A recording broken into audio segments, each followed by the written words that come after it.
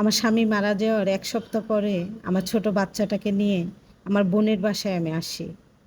আমার বোনের বাসায় আসাতে আমার বোন যে কতটা অখুশি হয়েছে সেটা আমার বোনের চেহারা দেখে আমি বুঝতে পেরেছি। হ্যালো এভরিওয়ান, আসসালামু আলাইকুম। আমরা মেয়েরা ভাবি যখন ইনকাম করতে শিখি স্বামীকে মূল্যায়ন করতে জানি না। যেখানে ইচ্ছা সেখানে টাকা পয়সা খরচ করি, স্বামীর কথা শুনি না। তবে যখন ওই স্বামী নামক বটগাছটা মাথা থেকে সরে যায় তখন আপনজনও জানি ধরা দিতে চায় না। আমার স্বামী মারা যাওয়ার ১ সপ্তাহ পরে আমার ছোট ১ বছরের বাচ্চাটাকে নিয়ে আমার বোনের বাসায় এসে আমি উঠি। যেহেতু আমার কোনো যাওয়ার জায়গা ছিল না, এজন্য আমি নিরুপায় হয়ে আমার বোনের বাসায় এসে উঠি। তো ১ম দিন আমার বোন তেমন কিছুই আমার সঙ্গে করেনি। কিন্তু ২য় দিন একটু বুঝতে পারলাম তার স্বভাবের পরিবর্তন। আমাকে যেমন আগে আপু বলে ডাকতো, সেই ডাকাটাও আমার বোন ছেড়ে দিয়েছে। সপ্তাহখানেক যেতে বুঝতে পারলাম আস্তে আস্তে তার সংসারের কাছ থেকে তাকে সরিয়ে নিচ্ছে।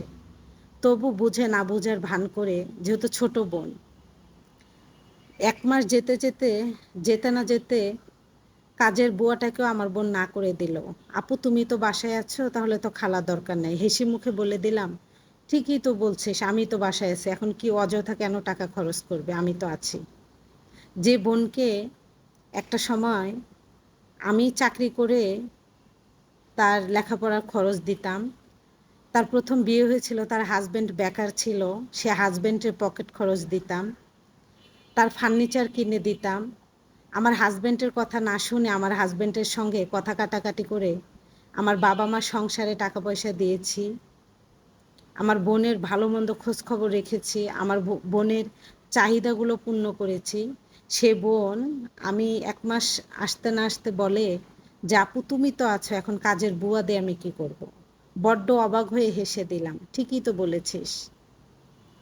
তবে আমার আরও কিছু পাওয়া বাকি আছে, কেননা আমার স্বামীকে আমি বড্ড অবহেলা করেছি।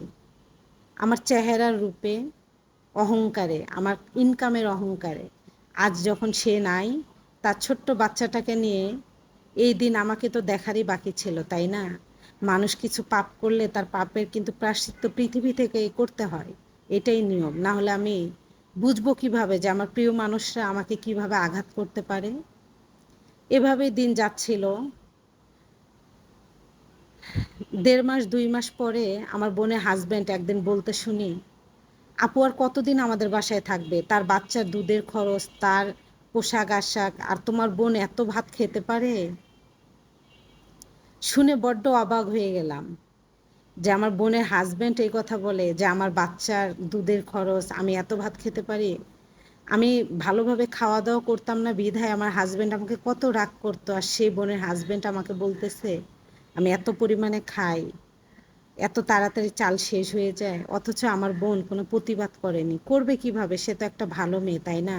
সে তো স্বামীকে শ্রদ্ধা করে, ভালোবাসে। আমি তার কে হই? যেহেতু আমার নিরুপায় ছিল, আমার বাবা মা কেউ ছিল না, এজন্য আমি তার বাসায় যেয়ে উঠলাম। তবে আস্তে আস্তে আমার বোনের মুখোশটাও আমার চোখের সামনে ক্লিয়ার হয়ে গেল।